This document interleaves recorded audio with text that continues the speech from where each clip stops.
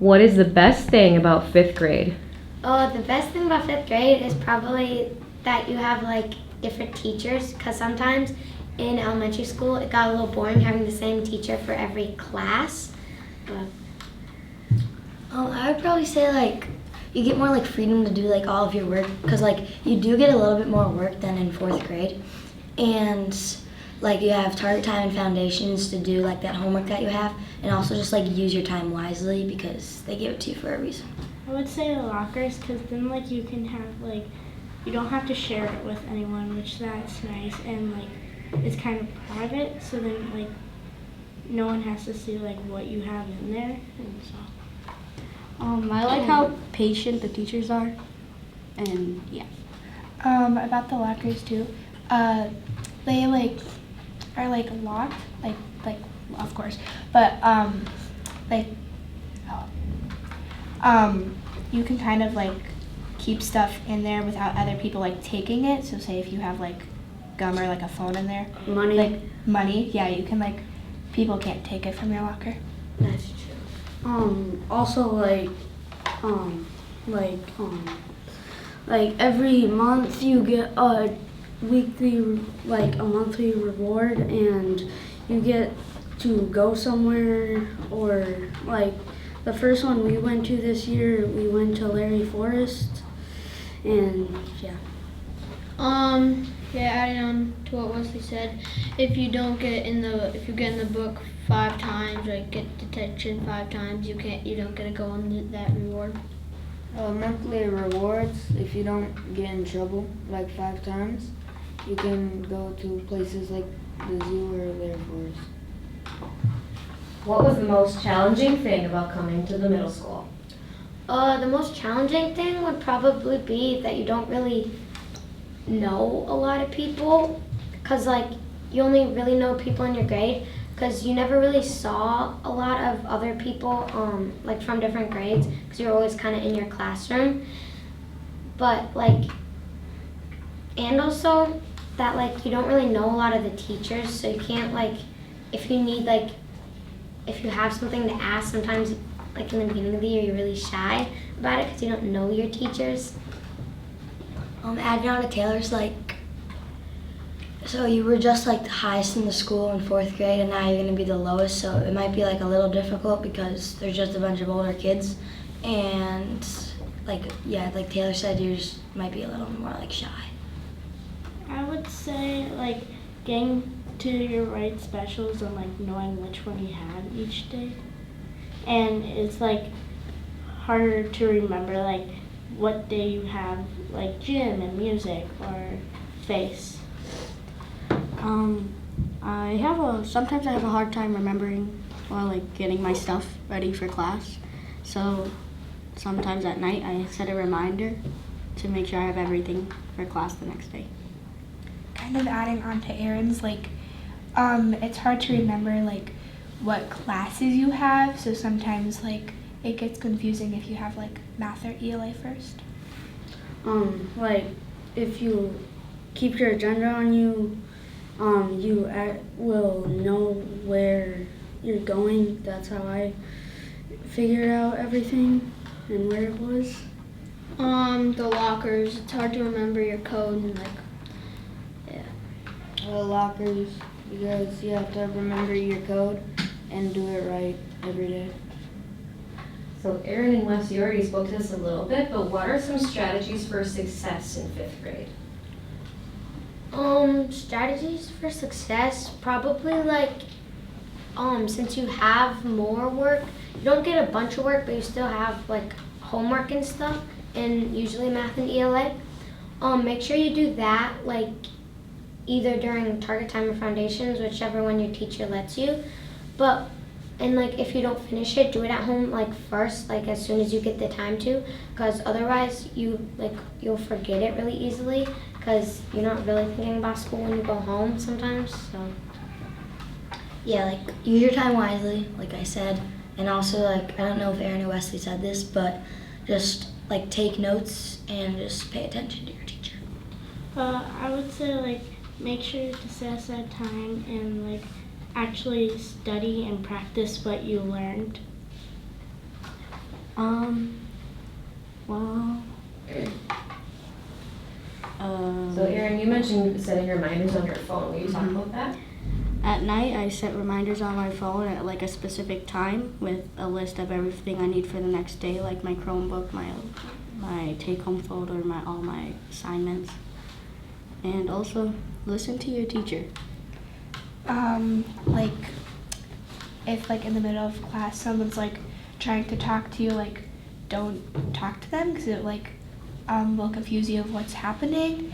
And like also if you have free time, just try to get as much work done as you can. Remember your homework, so you won't get in the book. If you forget your homework, you get it in a book, and then you have to stay in for recess and finish it, and then also take notes. Remember your agenda, because at the beginning of the year it's hard to remember what class you have next and what specials you have.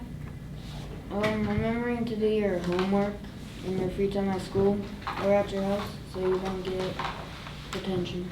Can I add something? Mm-hmm. Remember when your homework's due, because a lot of times you get more days to work on it if it's a bigger assignment.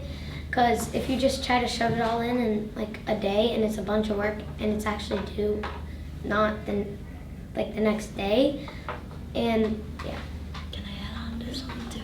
Like, let's say something's due on Tuesday and the other thing's due on like Monday.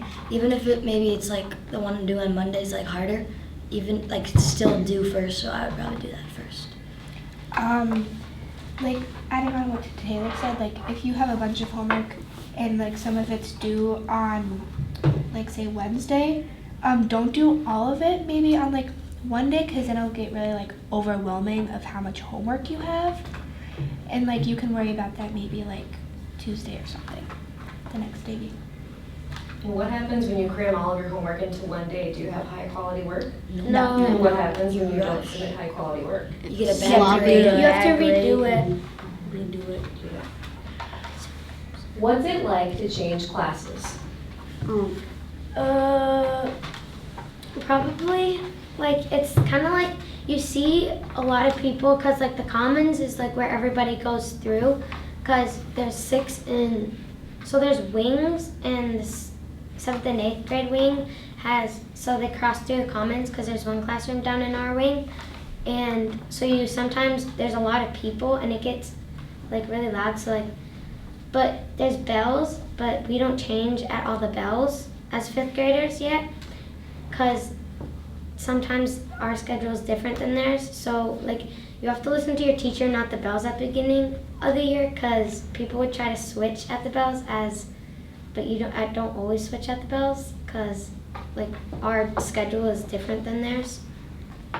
Yeah, like the bells, they're like 2 minutes long, so just like when you're in 6th and 7th and 8th, like they're not for 5th graders, and also just like hustle to your classes because you don't want to be late. Well, I would say like making sure you have everything ready, so then you don't have to go like, let's say your room's like close by your locker, but it's kind of distant away, so then you don't have to like ask the teacher to take time out of your learning time to like get your supplies and stuff. Adding on, yeah, you should remember all your supplies for your next class, and yeah. Like sometimes like it's nice to change classes, because like you kind of get like different teachers to like help you with different things, and then yeah. So, like, the second to last bell at the start of the year, a lot of people, like, got up right away, but you don't listen to that bell because that's only for the 6th, 7th, and 8th graders. So, yeah. There's different specials like media tech, finance, and face. When you're out in the hall, just get your stuff and don't get distracted so you're not late. What does a normal day in 5th grade look like? A normal day, it kind of it always depends, cause cause the blocks sometimes have to change depending on like for the monthly rewards like Lincoln and Graham were talking about. Like those sometimes affect your day, so you always have to like, cause it's not always the same. Cause sometimes your schedule just changes in the middle, and so you always have to like listen to your teacher when you do it. Cause if you get the wrong stuff, then you can get written in the book for that, cause you're not ready for class. Yeah, like also classes, they're all about like the same length, and they are like pretty long, but it does go by fast if you just work. I would say during homeroom, you have like one day is workout Wednesday where you can like go outside or walk around the commons. One day is like there's a day to like catch up on homework that's overdue or clean out your locker. Target time and foundations is like a time, so foundations is where you like read half the time and then you do your work, and then target time's also where you do your work. You have like 2 recesses during the school day. So you have one around lunch, and then you have a second recess that's around like 10 minutes long before target time, and that's just when you can like go outside and just hang out and eat snack and stuff. So for science and social studies, you switch off of those every day, so you don't go to both every day. Adding on to what Taylor said, be flexible because sometimes the day can be a little different than it usually is. Specials, which is after the first class, change every day. Wait. So we were saying the commons. The commons is the lunchroom, and also in your classes, you sometimes go out there to work to get out of your classroom because sometimes the flex space is like you can't go in it. So the commons is also the lunchroom, but we call it the commons because it's not just for lunch. We do it for a lot of things, like for labs and stuff. We go out there because our rooms are carpet, most of them. Like on days that like everyone has off, like your like science and social studies change, and also if you're gone one day, you get an absence sheet of all the classes you've had, like your core classes like science, social studies, ELA, and math, and then you have to make all of that up from like one sheet of paper. What has been your favorite memory of 5th grade? Okay, right. And for this one, we don't have to go in a circle. You can just talk. So like probably skiing or the Saints game, because those both you get more freedom than the other ones.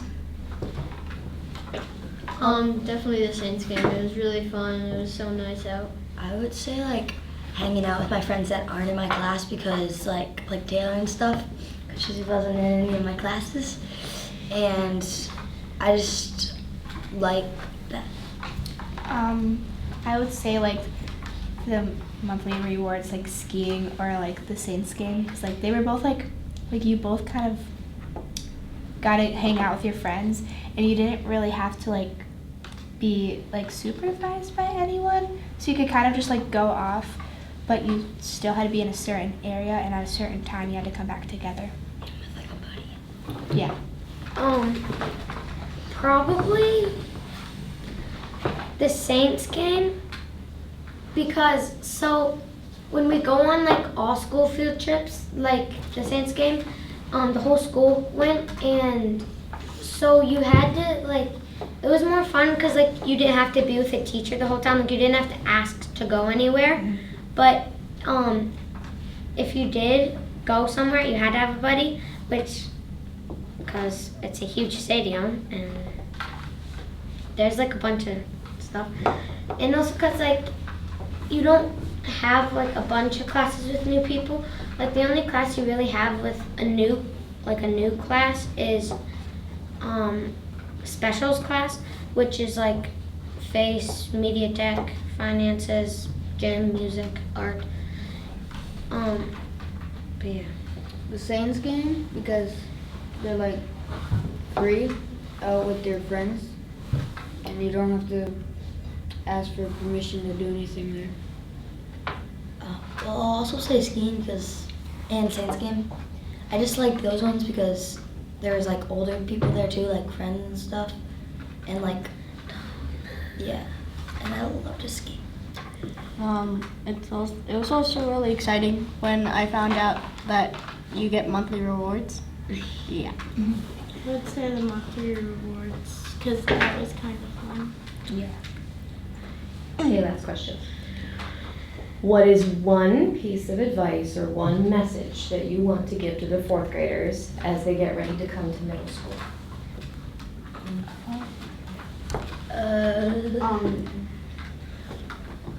Don't grow up too quickly.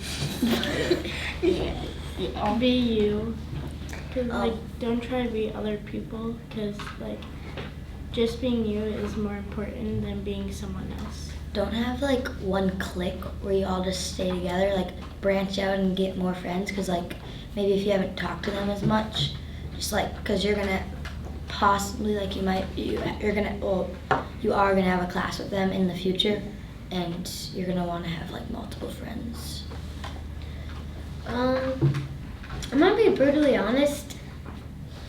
Don't be the person to make people not want to go to school, because sometimes when you wake up you're like, oh, this person, she's always doing this, and because you'd never want to, because sometimes when you are like that, it just changes their whole mood and it sets them in a different perspective of school, which it comes down on their grades, which is really bad for them, and you should just never be like that, I guess. Be nice to people. Don't be mean. Yeah, be nice, because then everybody will want to be your friend. If you're in a certain mood where you're mad, sad, or just kind of don't want to talk to people, don't give them an attitude. Say if you're mad, you don't go up to them being grumpy, because then that will change their mood, and then eventually it will just spread out to a bunch of people, and then a lot of people will become mad and not want to talk to many people. And if you're nice, you'll just have more friends in general. Yeah, and I'm not saying you should get be rewarded for good behavior, because you should just do that no matter what. But you can get a golden ticket or a student of the month for doing good stuff. So if you really want to get one of those, then you should definitely try to be good. Yeah. Extra goodies. Stuff after school. Pay attention. No, not pay, volunteer and participate. Also, it's sometimes hard to do the right thing. Mm-hmm. Even when it's you're doing something that's really hard or you don't understand, don't just give up and just say, oh, I'm done, I'm not going to do this anymore. Keep trying, so then you get better at it, and then you're actually good at it, and not just, oh, I'm bad at this, so I'm not going to do that. Do stuff for yourself, don't do it for other people, because if you're not liking what you're doing, then it's not going to have a good outcome. So if your friend's doing something that you're kind of doing because you want to follow along, but you don't actually do it, you don't actually want to do it, it's going to have a bad outcome on you, because once you get to a certain age, you're going to have this, and once you want to oh, I don't want to do this anymore, it gets harder and harder as the older you get. So do it when you're younger, when you're still can make that decision.